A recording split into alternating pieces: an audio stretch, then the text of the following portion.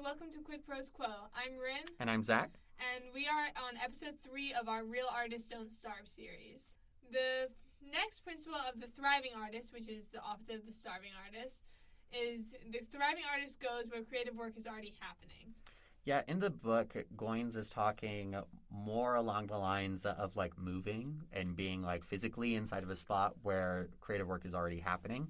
But this can be something, it can be virtual. It can be, less, committal, where it's like, I really don't know if I have the resources to, pick up and move to New York where all the, the big publishing houses are. Mm-hmm. It can be something as simple as getting together with your fellow NaNoWriMo writers when you have your write-ins that are sponsored by your municipal liaisons. Here inside of our area, the NaNoWriMo community actually meets weekly to do a write-in.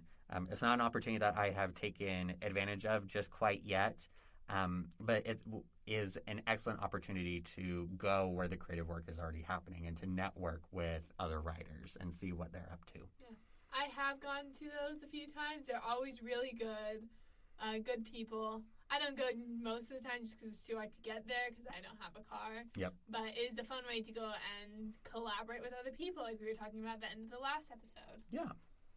If you're looking for a more in-depth discussion of writing groups, you should go back and listen to one of the episodes that Rin did with our previous podcast host, Isa, where they talked specifically about writing groups. Yeah, absolutely. Another way you can go where I want to dive more into going where creative work is already happening online. Yes. It's really fun to cultivate an online space where you're surrounded by other writers. Like, I have several Instagrams. I have, like, my personal one, and then I have my author one, and then I run the Quid Pros Quo Instagram. Mm-hmm. And I very much compartmentalize those. So my personal one is all, like, my friends and family and, like, a couple meme accounts that I really think give me high-quality memes. But my author account is focused on other writers. So I've, like, cultivated this space where if I'm like, I need writing inspiration or I want, like a memes about writing, I go to my author Instagram and, like, go through that feed. If you want a more collaborative space than just going to your Instagram feed, you can go on Discord. There are so many communities. I'm in at least 3 different writing group Discords. So there are lots of options for you out there online, and I just wanted to delve into that a bit. For sure. Some other options are Reddit. Reddit has, communities for everything.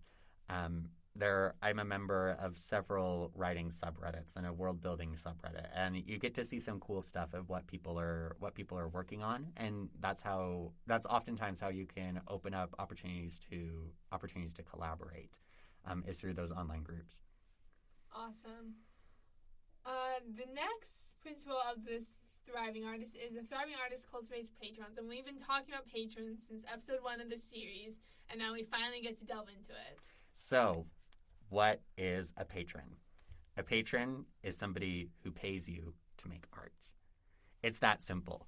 During the Renaissance, you had these super rich landowners who worked as patrons for artists like Michelangelo and Raphael, who lived on their estates and who were paid a stipend in order to create their art.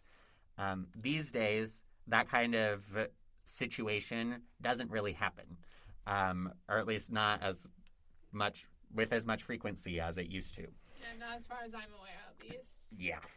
So you're going to have to think creatively about cultivating your patrons. And so if you are an indie author, your readers are your patrons. As they buy your work and as they leave reviews, they are the people who are giving you money to continue to create art. There are other ways that you can cultivate patrons. You can make work one of your day job one of your patrons, as we talked about in episode 1. You can look for grants, apply for artist in residence positions. Those are other examples of finding patrons. one of my favorite ways of doing it is through a service called Patreon, which is a website that allows people to organize grassroots communities of patrons in order to finance their work. There are lots of great resources on Patreon's website if you're interested in learning more. With my experience, it's been reaching out to family and friends who have either read my writing or who know about my writing, and just asking, "Hey, would you be interested in becoming a patron?" And that's how I've gotten my patrons, who now, supply me with a monthly stipend to write. Which is a really great setup for me, because it means I can count on money coming in every month that I can set aside for, new writing software or website hosting costs or ad spending, or, commissions, whatever that may be. That knowing that money is there helps me to think about, okay, I can do, there are things that I can do writing wise I might not otherwise be able to. Yes, absolutely. It goes back to the first principle in the first episode, where you need to have a comfortable living standard. Yes. Before you can do it, you need to have some money to put towards your art, because art's not free to make. It costs time, it costs energy, and sometimes it costs money. So the next principle is the thriving artist is stubborn about the right things. And I think to a degree it's up to each artist what is the right thing for them. Like, for example, we've talked about this before, like, you don't believe in, like, publishing your own novels as self-publishing. Right. Whereas I self-published my first novel. I really wanted that experience. I wanted that peek into the self-publishing world. And now, having done it, I know I don't want to do it again. It's so much work, guys. So, like, for Zach, that's the right thing, and now for me, that's the right thing, is to be stubborn about, like, traditional publishing. But there could be, like, other right things that you want to be stubborn about that are just better for you. Yeah, sometimes this can be being stubborn about elements of your story. So, for example, the story that I'm currently querying is a tragedy. You cannot, there's no way to jimmy it to make it not a tragedy. And so for example, if an agent were to come back and be like, "Hey, I really like your work. It's just kind of a bummer," that would be a deal breaker for me. Where it's like, I can't really tell the story that I want to tell and make it into having a happy ending, because the point is that it doesn't have a happy ending. Absolutely. If you change it, then it changes everything about the work.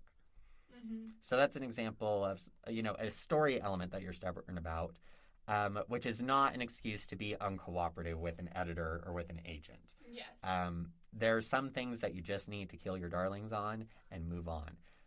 But sometimes there are things that are just so core to the story that you can't let them go, or so core to your message as an author that you can't let them go. Absolutely. Yeah, one thing I think of is, like, my friends are, like, romance authors, but they're also, like, devout Christians, and they I'm not going to write sex into my romance. Yes. And so they have, like, a hard time in the romance industry where there's a lot of sex in the writing. People love their smut. Yeah, apparently. Can't relate. But they just have to find, like, their editors and their agents that are okay, like, representing, like, what they want, because, like, I wish I could remember who told me this anecdote, but it was some lecturer in a creative writing class, and they were like, "Yeah, I was querying this book right after 50 Shades of Grey came out, and that's all they thought the market wanted, because 50 Shades of Grey was doing so good." Yeah. But then they're like, it was in the book I was reading, Girl Wash Your Face by Rachel Hollis. Yes. She was like, "I'm not going to write sex into my story," and eventually she did find someone who, like, I think she found someone who took the book. I can't remember. It might have been just too light and fluffy for the market at the time, but, But Hallmark is a thing. That Hallmark has to be a thing. And there are, like, there are Christian readers and other religious Yes. readers who definitely do want that, and it's hard Yes. for them to find. So, there is a market out there for your book. You just have to make sure you're looking in the right place. Yeah, one of my former history teachers is actually in that boat, where she is a romance author who writes wholesome, Clean romance. and she has her niche, and she has her publisher who looks towards that niche, and that's a great example of something to be stubborn about. Another example that I think about is are actually two science fiction authors. One of them is Ursula Le Guin. Inside of her book Wizard of Earthsea, which is not a science fiction book, it is a fantasy book, but she was very adamant about having her character not be white. And at the time, that was something that was hugely taboo inside of the publishing industry. And so she kind of snuck it in there where if you weren't paying attention, you wouldn't know specifically that the main character isn't white. But that was something that she felt passionately about and that she pushed into the writing. And then I also think about Margaret Atwood, where what she said, she made a commitment to herself before she started writing The Handmaid's Tale, where she said, nothing that happens in this book can't have happened before, with different characters or in a different setting or, whatever. But everything that happens in this book has to be based in some sort of episode that has passed inside of the past, which is part of the reason why The Handmaid's Tale is so horrifying, is because it just feels so close. Veiled reality. Yes. Yeah, absolutely. Oh, with the Ursula Le Guin stuff? Yes. It was like, you don't want to pull a J.K. Rowling. Oh, my word. Rule of thumb, you just don't ever want to pull a J.K. Rowling where you, retcon something, yes. I think is the term. Yes. Where, you're like, oh, actually, Hermione's black. Yeah. And it's like, and then, you have readers scouring the text to prove she's not, which is, the racist implications of that are something we're not going to go over right now. But, if you want to write diversity into your story, and we have a couple episodes on, writing diverse characters, so you should go back and listen to those. But if you want to write diversity into your story, you should write diversity into your story and, be stubborn about it. Because otherwise you will be pulling J.K. Rowling and being like, oh, actually, Hermione is black and Dumbledore is gay. I think the thing to recognize is that it's not, it's not bad if you worked on something and you didn't have the diversity that you wanted inside of it. Mm-hmm. Just make a new character. Just make a new character. Because it's a lot easier, and it's a lot easier on the reader to create a new character that they can learn to love on the grounds that they are who they are, rather than trying to convince the readers to love a character based on new grounds mm-hmm. that they didn't know about before, which I think is part of the reason why people get upset when there are these retcons about, oh, Dumbledore is gay, Hermione could be black, and it's like, well, I mean, sure, whatever. When people are falling in love with the characters, they fall in love with them as a certain way, and when you change something about that, it threatens the relationship. Yes, absolutely. And also, it's not good representation to retcon stuff in. Yes. So that's maybe the most important part.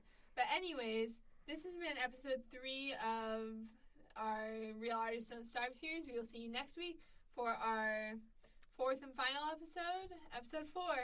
Thanks for listening to Quid Pros Quo.